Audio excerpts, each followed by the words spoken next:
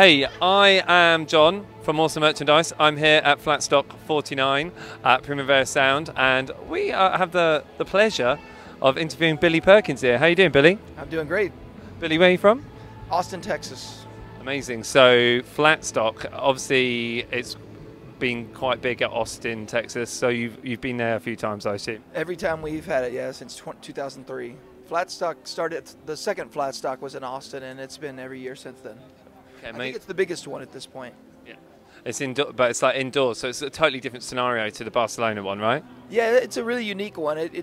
I think this year we had about 85 artists or something. I could be wrong, but it's in a convention center, and the event South by Southwest is not contained within a festival. It's actually citywide, so that's a unique Flatstock in that you don't have to buy a ticket to get in, and so we get a lot of traffic. And there's just a ton of people in town during that time. It's kind of crazy, actually, but we're in a good spot. I've been a couple of times. Luckily, I've been with Awesome Merch a couple of times, and just walking around all, as you said, 85 artists does take a while. Yeah, it's pretty overwhelming, and it's very inspiring also if you are one of the artists, because you can walk around in there, and by the time that weekend is over, I'm ready to get back to work. I'm inspired and want to, be competitive spirit, so to speak.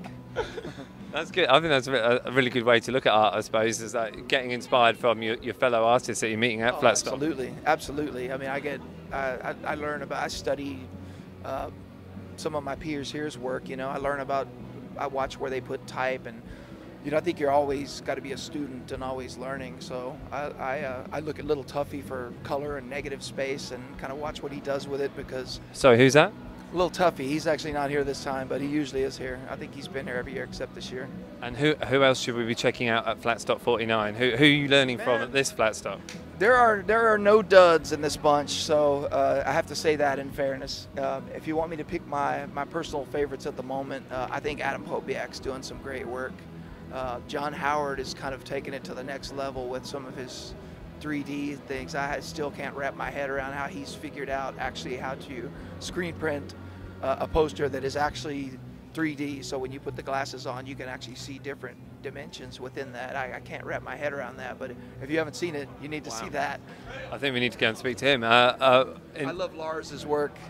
Man, these are all my friends, and I've got nothing bad to say about any of them, and I like a lot of things that they all do. So I think that's what I've noticed a bit about hanging out at Flatstock, is there is a good sense of community between the artists. I'm glad you brought that up, because when this is all said and done, and hopefully it'll never be said and done, but when this popularity of this is all over, my own personal perspective is that my favorite part of all of it is going to be the community that we have. These guys we're legitimate friends. We're not competitors. We're in the same business, and it just doesn't seem like it should work that way, does it? But no.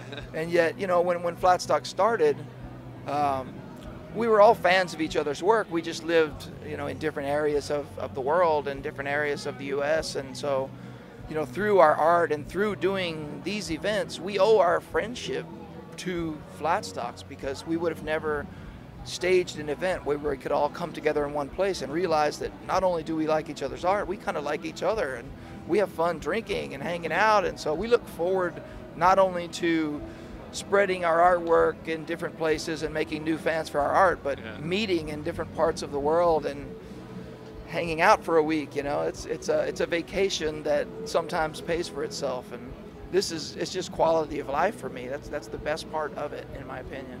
I think that's an amazing answer. I love the thought of there being this travelling creative community that are going around, they're selling their wares and stuff, and obviously trying to survive and make money from doing it, but you're all out there to help each other, essentially.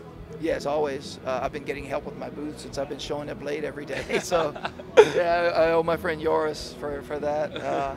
I'm having an awesome time here, and yeah, we help each other. I've just noticed out the corner of my eye that amazing. Can we just lift that poster up for the camera? This rules. How good is that? This is not my work. This was done by Mercadorama, for the collective from Mexico, who you can meet down on the end. They're also one of my favorites as well. So if you haven't seen their work, yeah, we made a deal to kind of keep these on our table and help each other out, just like you said.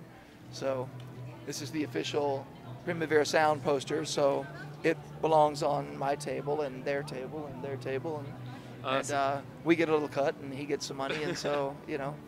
That's amazing. Another example of that sense of community. I love it. That's amazing. Thank you, Billy. Is there anything else you'd like to promote? Have you got a website or anything? It will be billyperkinsart.com, and when I get home, I need about a month to finish it, so it's not actually launched yet, but it will be billyperkinsart.com. We can find you on Facebook and all that kind of thing? Yes, you can. You may regret it, but I'm there. Amazing. Thank you so much for the interview. I really appreciate it, Billy. Awesome. Take care, man.